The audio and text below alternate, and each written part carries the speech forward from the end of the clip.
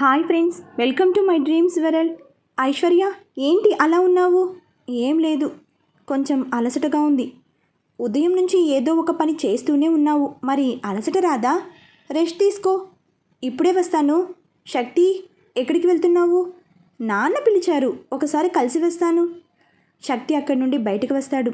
నాన్న పిలిచారు. ఇలా కూర్చో. నవ్వుతూ పక్కనే కూర్చుని శివరాం వైపు చూస్తాడు. చెప్పండి నాన్న, ఆ ల్యాండ్ ఏం చేద్దామనుకుంటున్నారు? ఇంకా ఏం అనుకోలేదు నాన్న. అయినా నేను ఇక్కడే వ్యవసాయం చేస్తానని చెప్పాను కదా. ఆ ల్యాండ్ విషయంలో ఐశ్వర్య ఎలాంటి నిర్ణయం తీసుకుంటుందో చూడాలి. మితిమీరిన ఆశ, మితిమీరిన డబ్బు నాశనానికే దారితీస్తుందిరా. ఇప్పటికే ఐశ్వర్య చాలా కోల్పోయింది.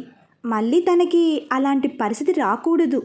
ఈ ల్యాండ్ని ఐశ్వర్య ఏం చేయాలి అనుకున్నా సరే, ఇద్దరు కలిసి ఒక ఖచ్చితమైన నిర్ణయం తీసుకోండి. సరేనన్నా, ఐశ్వర్యని ఇప్పుడే అడుగుదాం. ఐశ్వర్య! శక్తి పిలవడంతో బయటికి వస్తుంది. శక్తి పైకి లేచి ఐశ్వర్య దగ్గరికి వచ్చి పక్కనే నిలబడ్డాడు.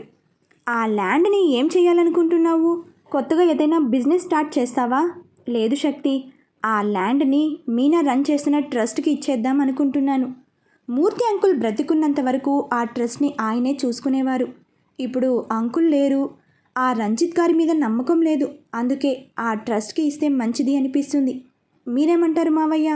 మంచి ఆలోచనమ్మా, అలానే చేయండి. దానివల్ల ఎంతోమంది అనాథలకి మంచి భవిష్యత్తు ఏర్పడుతుంది. థ్యాంక్స్ మావయ్య. శక్తి, నీకేం అభ్యంతరం లేదు కదా? అస్సలు లేదు.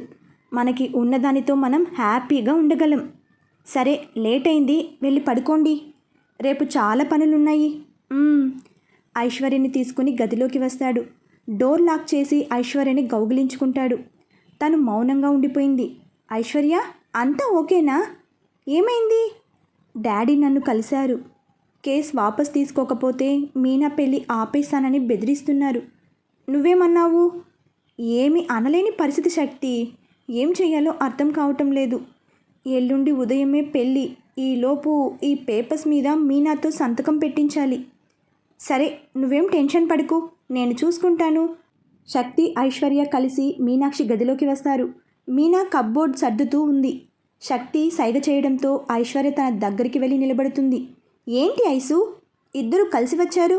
ఏమైనా చెప్పాలా? అవును, ల్యాండ్ గురించి చెప్పాను కదా. ఆ ల్యాండ్ని ట్రస్ట్కి చెందేలా చేయాలి. ట్రస్ట్ నీ పేరు మీద ఉంది కదా, అందుకే ఈ పేపర్స్ మీద నీ సంతకం కావాలి. సరే, ఇటివ్వు. పేపర్స్ ఇంకా పెన్ తన చేతికి ఇస్తుంది. పేపర్స్ ఓపెన్ చేసి చదవబోతుంటే శక్తి దగ్గరికి వస్తాడు. మీనా, త్వరగా కానివ్వు. ఎంఆర్ఓ గారు రిజిస్ట్రార్ వెయిట్ చేస్తున్నారు. వాళ్ళు వెళ్ళిపోయారు అంటే మళ్ళీ నెల వరకు ఆగాలి. సరే. సంతకం పెట్టి శక్తి చేతికి ఇచ్చేస్తుంది. ఐశ్వర్య, నువ్వు కూడా నాతో రా. ఊరి బయట రంజిత్ వెయిట్ చేస్తూ ఉన్నాడు. కాసేపటికి శక్తి, ఐశ్వర్య అక్కడికి వస్తారు. రంజిత్ దగ్గరికి వచ్చి ఎదురుగా నిలబడ్డాడు. ఏమైంది? మీరు చెప్పినట్టే కేసు వాపస్ తీసుకున్నట్టుగా సంతకం పెట్టించాం, తీసుకోండి. శక్తి చేతిలో పేపర్స్ తీసుకుని ఆతృతగా ఓపెన్ చేసి చూస్తాడు. మీనాక్షి సంతకం కనిపించడంతో నవ్వుతూ ఇద్దరి వైపు చూస్తాడు. థ్యాంక్స్, ఇక మిమ్మల్ని డిస్టర్బ్ చేయను. పెళ్ళే జరిపిస్తారో లేక ఇంకేమైనా చేసుకుంటారో మీ ఇష్టం. రంజిత్ అక్కడి నుండి కారులో వెళ్ళిపోయాడు. శక్తి పక్కకి తిరిగి చూసేసరికి ఐశ్వర్య ఆలోచిస్తూ నిలబడిపోయింది. మనం చేసింది కరెక్టే అంటావా శక్తి? ఇంతకు మించి వేరే దారి లేదు. డోంట్ వరీ, అంత సర్దుకుంటుంది. వెళ్దామా? సరే రా. కానివ్వండిరా, తెల్లారితే పెళ్ళి. ఎవరికి చీమ కుట్టినట్టు కూడా లేదు. బామ్మగారు, ఎందుకంత కంగారు? అందరూ ఏదో ఒక పనిలో ఉన్నారు. మీరు రిలాక్స్ అవ్వండి. నేను కాదు, నువ్వు రిలాక్స్ అవ్వు. చూడు మొహం ఎలా ఉందో. చాలా అలసటగా కనిపిస్తున్నావు. వెళ్ళి రెస్ట్ తీసుకోమ్మా. పర్లేదు బామ్మ, నేను బాగానే ఉన్నాను. శక్తి లోపలికి వస్తూ ఐశ్వర్య మాటలు విని దగ్గరికి వస్తాడు. ఇదిగో, ఇలానే ఏం చెప్పినా వినిపించుకోవడం లేదు నాయనమ్మ. ఈ టైంలో తను ఎంత జాగ్రత్తగా ఉండాలి. నువ్వు కూడా ఏంటి శక్తి, నేను బాగానే ఉన్నానని చెప్తున్నా కదా. వాడి భయం వాడిది. అదంతా నీ గురించి కాదులే, వాడి బిడ్డ గురించి. నాయనమ్మ, నువ్వు ఇలాంటి ఫిట్టింగ్లు పెట్టకు. నిజమే కదా, మీ తాత కూడా ఇంతే. పెళ్ళయ్యాక ఒక్కరోజు కూడా నన్ను షికారుకు తీసుకెళ్ళలేదు. ఆయన చేత్తో ఒక చీర కూడా కొనివ్వలేదు. కానీ నేను తల్లిని కాబోతున్నాను అని తెలియగానే వద్దన్నా కొనిచ్చేవాడు. నిజమా బామ్మ? శక్తి కూడా అయితే అలానే ఏమో. ఉఫ్, మీ మధ్యలోకి వచ్చి మాట్లాడాను చూడు, నా చెప్పుతో నేను కొట్టుకోవాలి. మరి ఇంకెందుకురా ఆలస్యం, కానివ్వు. బామ్మ మాటలకి ఐశ్వర్య నవ్వుకుంటుంది. శక్తి కోపంగా చూస్తూ నిలబడ్డాడు. అలా బొంగమూతి పెట్టుకున్నాన్నా, వెళ్ళి పని చూసుకో. నీ ఐశ్వర్యని నేను చూసుకుంటానులే. పో నాయనమ్మ, నువ్వెప్పుడు ఇంతే. శక్తి అక్కడి నుండి బయటికి వెళ్ళిపోయాడు. బామ్మ నవ్వుతూ ఐశ్వర్య వైపు తిరుగుతుంది. నీ మీనా పెళ్లి పనులు చేయాలని నీకు ఆశగా ఉండడం తప్పు కాదు, కానీ నువ్వు ఇప్పుడు ఒట్టి మనిషివి కాదు. నీ బిడ్డ కోసమైనా ఆలోచించాలి. నువ్వు గదిలోకి వెళ్ళు, నేను జ్యూస్ తీసుకొస్తాను. సరే బామ్మ. ఐశ్వర్య గదిలోకి వెళ్ళి అద్దం ముందు నిలబడింది. అద్దంలో తన ప్రతిరూపం చాలా కొత్తగా కనిపిస్తుంది. చేతిని కడుపు మీద పెట్టుకుని నిమురుతూ తనలో తానే మురిసిపోతుంది. ఇంతలో బామ్మ జ్యూస్ తీసుకుని లోపలికి వచ్చి ఐశ్వర్యని చూసి నవ్వుతూ దగ్గరికి వచ్చి నిలబడుతుంది. ఈ అనుభవం చాలా కొత్తగా ఉంది బామ్మ. ఇప్పటి వరకు నేను అనుభవించిన బాధలు అన్నింటినీ మరిపించేసింది. ఇప్పుడు కేవలం తనే నా ప్రపంచం అనిపిస్తుంది. అది అమ్మతనంలో ఉన్న గొప్పతనం. ఇద్దరిగా ఉన్న ప్రపంచాన్ని ముచ్చటగా మార్చి మనకి తెలియకుండానే ఆ ప్రపంచాన్ని చాలా అందంగా మార్చేస్తారు. ఐశ్వర్య నవ్వుతూ బామ్మ వైపు చూస్తుంది. ఈ జ్యూస్ తాగి కాసేపు రెస్ట్ తీసుకో, సరేనా? సరే బామ్మ. ఇల్లంతా బంధువులతో నిండిపోవడంతో అందరూ వరండాలోని నిద్రపోయారు. ఇంతలో ఒక ముసుగు వ్యక్తి నెమ్మదిగా లోపలికి వెళ్ళి మీనాక్షి రూమ్లోకి వెళ్ళబోతుంటే శక్తి దగ్గరికి వచ్చి పట్టుకుని 2 దెబ్బలు వేసి ముసుగు తీసి చూస్తాడు. బాలాజీ బిక్కమొహం వేసుకుని తనని చూస్తూ నిలబడ్డాడు. నువ్వా? ఈ విషయం కొట్టక ముందు అడగొచ్చుగా. ఎవడో దొంగ అనుకున్నాను. ఈ టైంలో వచ్చావేంటి? ఏం చేయను, అక్కడ నా మరదలు బెడ్ కాశారు.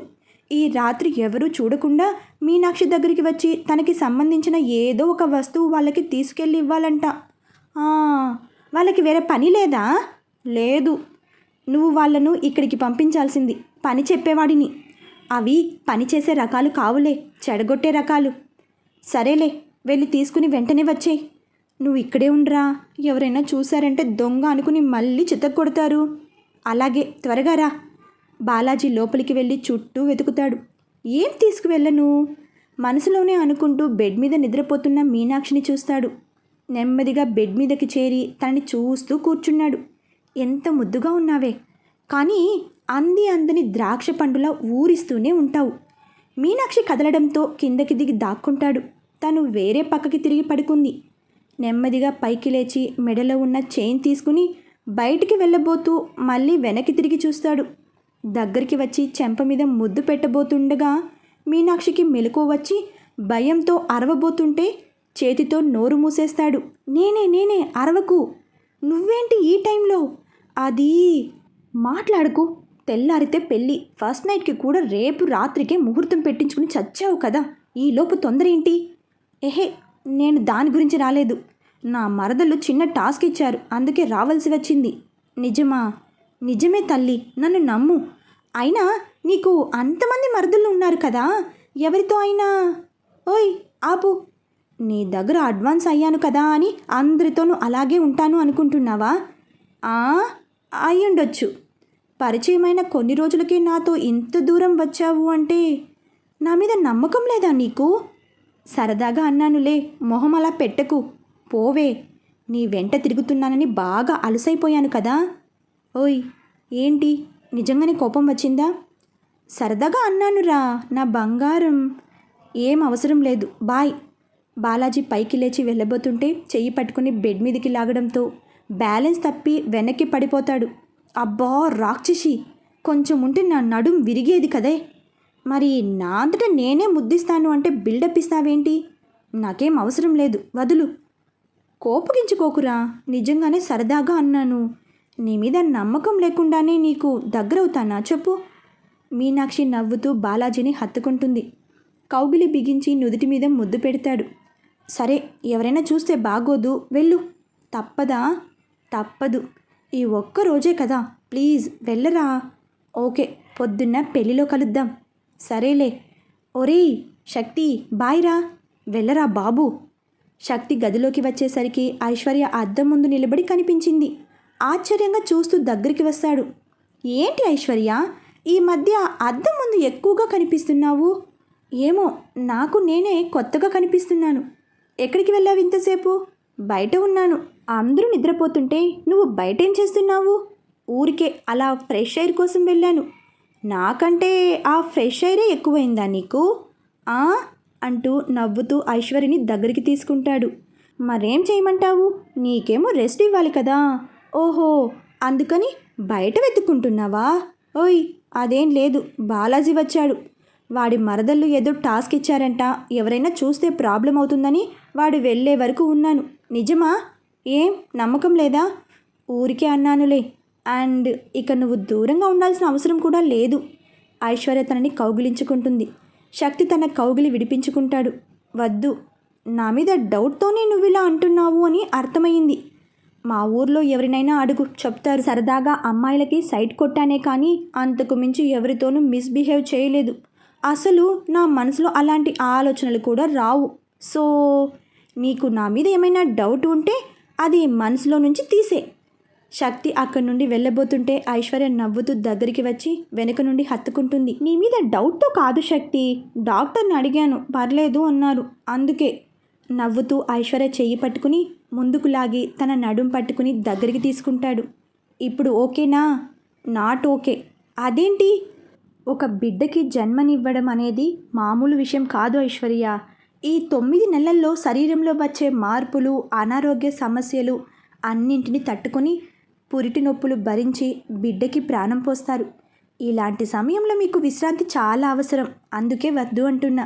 అయినా నీకోసం, నా బిడ్డ కోసం కొన్ని నెలలు నీకు దూరంగా ఉండలేనా? ఐశ్వర్య ఆశ్చర్యంగా చూస్తూ ఉండిపోయింది. శక్తి తన నుదుటి మీద ముద్దు పెట్టుకుంటాడు. నువ్వేం ఆలోచించకుండా ప్రశాంతంగా ఉండు చాలు. నాకు నీ నవ్వు, ఈ కౌగిలి చాలు, ఇంకేం అవసరం లేదు, సరేనా? థ్యాంక్ యూ శక్తి. సరే పడుకో, ఇంకో 5 గంటల్లో పెళ్ళి, మళ్ళీ లేవాలి కదా. సరే. మరుసటి రోజు ఉదయం తెల్లారిజామునే పెళ్ళి హడావిడి మొదలయ్యింది. అందరూ మండపం దగ్గరికి చేరడంతో అంతా కలకలలాడుతుంది. పెళ్లి కొడుకుని తీసుకురమ్మని చెప్పడంతో శక్తి బాలాజీ దగ్గరికి వస్తాడు. రెడీ అయ్యి అద్దంలో చూసుకుంటూ ఉన్నాడు బాలాజీ. ఏరా, ఇంకా అవ్వలేదా? అయిపోయింది, వచ్చేయినా? అబ్బో, చాలా ఆరాటంగా ఉందే. పెళ్ళంటే ఉంటుంది కదరా. నవ్వుతూ బాలాజీ చేతిని పట్టుకుంటాడు. ఒక విషయం గుర్తుపెట్టుకో, మీనాక్షి బాధ్యత అంతా నేనే తీసుకున్నాను. ఫ్యూచర్లో నువ్వు తనని బాధ పెట్టే పరిస్థితి వస్తే నేను నీ ఫ్రెండ్లా మాత్రమే ఆలోచించను, మీనాక్షి బ్రదర్లానే ఆలోచిస్తాను. అర్థమైందా? బాగా జాగ్రత్తగా ఉండమని ముందే వార్నింగ్ ఇస్తున్నావు, అంతే కదా? శక్తి నవ్వుతూ తన వైపు చూస్తాడు. సరే, టైం అవుతుంది, వెళ్దామా? దానికోసమే వెయిటింగ్. నీ వార్నింగ్ ఎపిసోడ్ పూర్తయితే వెళ్దాం. మళ్ళీ ముహూర్తం మిస్ అయింది అంటే ఇంకో నెల రోజులు ఆగాలి. సరే రా. బాలాజీని తీసుకువచ్చి మండపంలో పీటల మీద కూర్చోబెడతాడు. కాసేపటికి మీనాక్షిని కూడా తీసుకువస్తారు. వేద మంత్రాల సాక్షిగా పెద్దలందరి ఆశీర్వాదంతో మీనాక్షి మెడలో తాళి కట్టాడు. ఐశ్వర్య కళ్ళలో నీళ్లు తిరుగుతాయి. కళ్ళు తుడుచుకుని ఇద్దరిని చూస్తూ ఉండిపోయింది. అందరూ అక్షింతలతో వాళ్ళ జంటని ఆశీర్వదిస్తున్నారు. పెళ్లి తంతు పూర్తి కావడంతో అక్కడ హడావిడి కొంచెం తగ్గింది. శక్తి మొబైల్ రింగ్ అవడంతో నెంబర్ చూసి అక్కడి నుండి దూరంగా వచ్చి ఫోన్ లిఫ్ట్ చేశాడు. చెప్పండి మావయ్య గారు, పేపర్స్ షాక్ ఇచ్చాయా? యూ చీట్, నన్నే మోసం చేస్తావారా? నేను ఏం చేస్తానో చూడండి. ఏంటి మీరు చేసేది? ఇక్కడ మీనాక్షి పెళ్లి జరిగిపోయింది, సో మీరేం చేయలేరు. ఇప్పుడు మీరు వచ్చి నిజం చెప్పినా ఇక్కడ ఎవ్వరూ నమ్మరు. ఎందుకంటే మీరు పెళ్లి చెడగొట్టాలని చూస్తున్నారని బాలాజీ పేరెంట్స్కి ఆల్రెడీ చెప్పాను. సో మీరు ఇప్పుడు ఏం చెప్పినా వాళ్ళు నమ్మరు.